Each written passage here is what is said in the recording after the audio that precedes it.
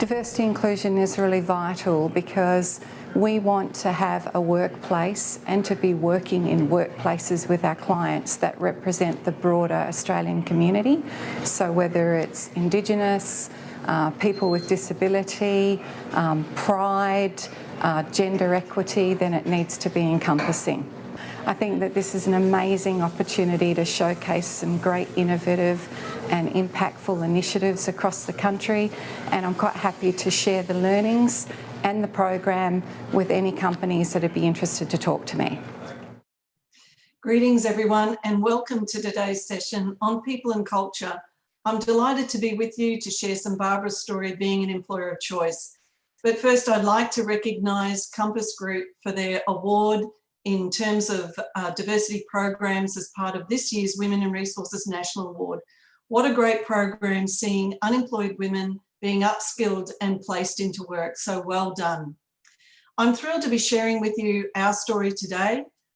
Certainly St Barbara has gone from being an Australian mid-tier mining company to now being a global organisation with operations in Canada, PNG and Australia.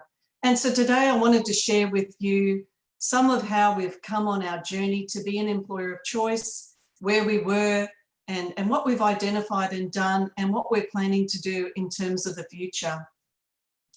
We've certainly got a vision to be a successful global gold mining company, and we've been very successful over the years, certainly in terms of our people and culture strategy. And certainly our values has been a key part of that. And it's really the foundation of what we do and how we do that. This year, we've introduced our 5 commitments, and today's story touches on each and every one of those commitments, but in particular, our commitment around empowered people and diverse teams. And St Barbara, like many other organisations, recognise the importance of having an engaged and an empowered, diverse workforce, and also inclusive leadership and inclusive workplaces.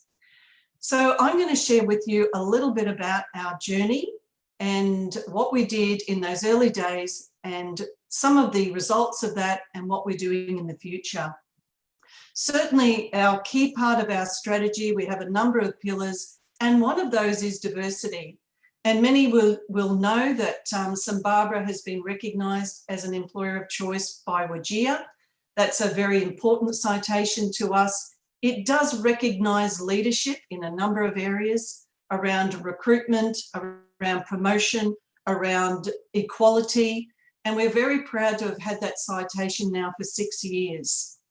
We certainly do look at diversity and inclusion in all aspects of our employee life cycle, and we have had that recognition. We've certainly, with our MDs, been very committed to gender pay equity as well. One of the things that we have done over a number of years, which first started in PNG, was certainly bringing together commitment 1, safety always, with our empowered people and diverse teams. And that's the critical importance of making sure that everyone feels safe at work.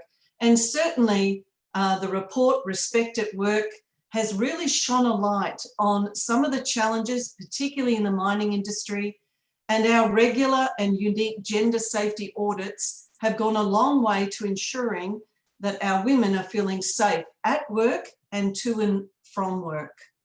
So firstly, I want to paint the picture of where we started. And we, like many organisations, are required to submit our data to WGEA. And in those early days as an Australian operation, we were quite taken back by some of the statistics that we were seeing. And you'll see some of these here. We had no representation of women on the executive team. We had no representation of women in our general manager roles. We had some at the manager role. And overall, we had a 16% representation of women in our total workforce.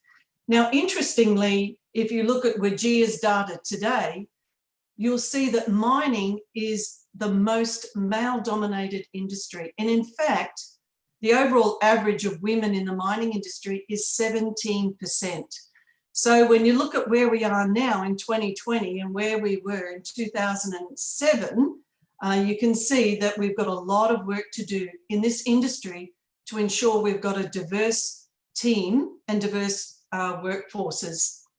The other interesting thing that we identified during this stage was that many of our women were taking time off work to have families and take career breaks, and only half of those were returning to the workplace. So we knew we had some work to do there to ensure that we had processes to encourage and support women in their careers, as well as take time off for their families. So that gives you a picture of where we were. So what actions did St Barbara take on their journey to be an employer of choice? Well, firstly, no surprise, it's absolutely critical to have leadership commitment, and that needs to come from the governing board as well as the executive, right across all levels of leadership. And that commitment must be based on the recognition that diverse teams brings about successful organisations. Secondly, it was about ensuring we had a good strategy, that we were aware of where we wanted to get to, and we had an action plan in place covering all aspects of the employee's life cycle, from attracting talent, retaining our talent, progression, training and development, as well as some other important aspects around parental leave provisions, and also looking at domestic and family violence. And that's an ongoing initiative we have in place right across our operations. Thirdly, and this is sometimes a controversial one, but we've found great success with setting objectives, and within those objectives, setting clear targets around our aims and intent for having a diverse workplace.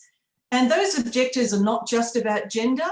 We have objectives around other aspects of diversity and inclusion. And lastly, and this cannot be underrated and was an important aspect, I think, of our success, and that's about knowing your data, measuring your demographics, analysing your data, and making sure that that information is getting through to the executive and through to our board. And by looking at that data, we were able to see what aspects would move the dial and identifying what initiatives were being successful. So they were the 4 key areas that St Barbara implemented on our journey to be an employer of choice. So now, some of the results of that. And what you're seeing on the screen here, certainly our employer of choice is a key feature over the last 6 years, but you'll note that we've also been identified for a number of other industry and association awards as well, and we are very proud of those. But I must say that the most encouraging aspect for us in this space is the recognition that we get from our own workforce. St Barbara has enjoyed good engagement levels over the time we've been on this journey, but also we have a very healthy Net Promoter Score. And certainly over our journey, we've seen our attrition drop from about 35% in 2010 to around 12%. So we're seeing the results from an outside in, but also from within our own workforce. Certainly our journey, as I mentioned, started in Australia, but we've broadened that to our other operations in PNG and in Canada. So what you're seeing on screen here is our current objectives. Now, some of these are new, and I point to those at the bottom of this table, where we acquired Atlantic Gold in 2019. And since then, we've identified the opportunity to increase the representation of women, but also to increase the representation of First Nations people in our workforce. And I'm pleased to say that we've set these targets. We originally had only a 15% representation of women there at the workforce, and we've seen that jump up now to currently 21%. The other new objectives you'll see there is for PNG. So we set objectives for PNG some years ago, and in fact I'm thrilled that our representation of women in PNG has achieved its first target, which was set, and that was set at 15%. So we've now raised the bar to set that to 18%, and we're endeavouring to reach that by 2022. And I'm thrilled to say that we're already at 16%, so well on our way to achieving that before our target date. The other point I would like to make out in respect to our Australian operations is that this month we have reached our highest on record percentage of women in the workforce at 28%. So we're really thrilled about that. We're 2% off our target and really confident that we're going to achieve that. So lastly, where to from here for St Barbara? Well, we're still on the journey. We still aim to be and retain our record of being an employer of choice. So we're looking at what other initiatives, we're constantly reviewing our strategy in terms of our people and culture, and certainly this will be an ongoing and continued effort.